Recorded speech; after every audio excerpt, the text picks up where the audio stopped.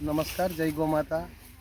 आज 6 जून 2024 ये हमारा गौ कृपा अमृतम बैक्टीरिया से बना हुआ जो हरा चारा जो बंसी गौशाला अहमदाबाद कर्णावती से ये जो हमको उसका बीज मिला था और उसकी बुआई करके 1 साल हो गई। एक चौथी बार कटिंग हुआ है। ये आप देख सकते हैं, हमारे से भी ये ज़्यादा ऊंचाई अभी पकड़ ली और एक तरखा जो हरापन है उसमें हमने जो पहले जो पाली बनाने के समय एक गमेला जितना जो देसी गाय माता का गोबर डाला था और बाद में गौ कृपा अमृतम हर बार जो पानी जाता है उसमें हम छोड़ते हैं, तो उससे उसकी जो ये ऊंचाई आप देख सकते हैं। तो आज उसकी कटाई हो रही है। नंदनवन गिर गौशाला सनवल्ला की ओर जो हम ये ले जा रहे हैं और हमारे यहाँ जो कोकण गिदा जो गाय माता है उसके लिए ये चारा पर्याप्त मात्रा में है।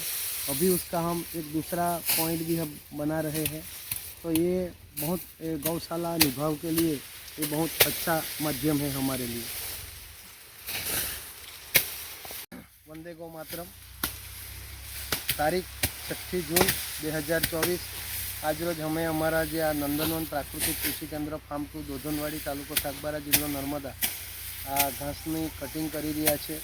गौशाला में पर्याप्त मात्रा में निभाव माटे आ एक सरस मजाનું नेपियर वेरायटीનું घास है।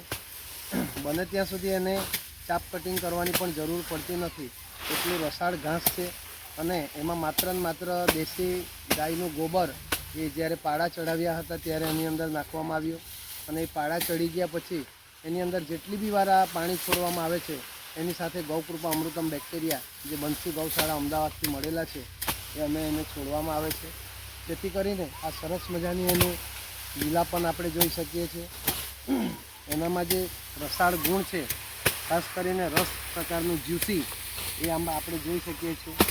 આના જે જો આપણે રોપા રોપવા હોય તો આ 2 પેરનો આપણે ટુકડો કટિંગ કરીને આપણે જમીનની અંદર ખોસી દઈએ છીએ તો 2x3, 2x5, 2x6ના અંતરે આપણે એનું રોપાણ કરી શકીએ છીએ અને પોતાની ગૌશાળાને આપણે આત્મનિર્ભર બનાવી શકીએ છીએ.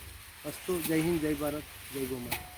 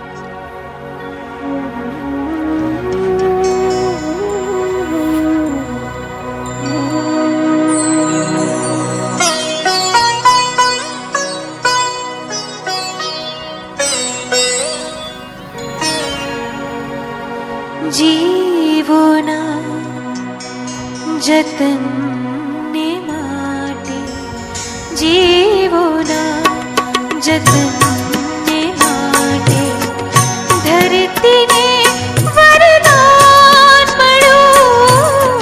જીવોના જતનને માટે ધરતીને વરદાન મળ્યું. ગાય થકી પંચામૃત નાએ, ગાય થકી પંચામૃત નાએ, 3 અમૃતનું દાન મળ્યું. જીવોના જતનને માટે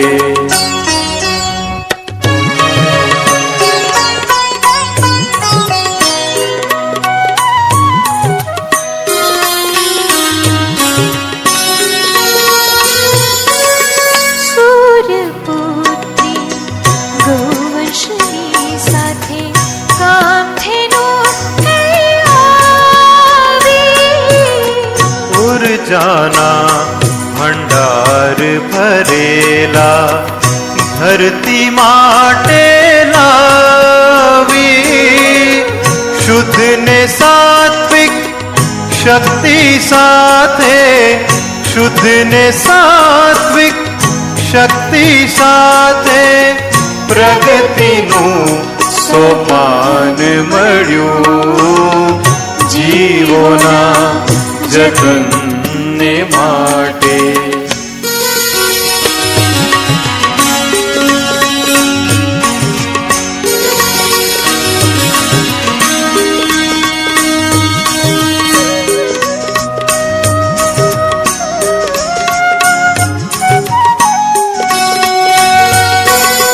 સંસ્કૃતિ રક્ષક, પાલક પોષક, દોષ નિવારક ખાતર બળતણ ઔષધ રૂપે દેતી સૌને શાતા. ગૌ સંવર્ધન કરતા જનને, ગૌ સંવર્ધન કરતા જનને બળ બુદ્ધિ ધન ધાન મળ્યું. જીવોના જતનને માટે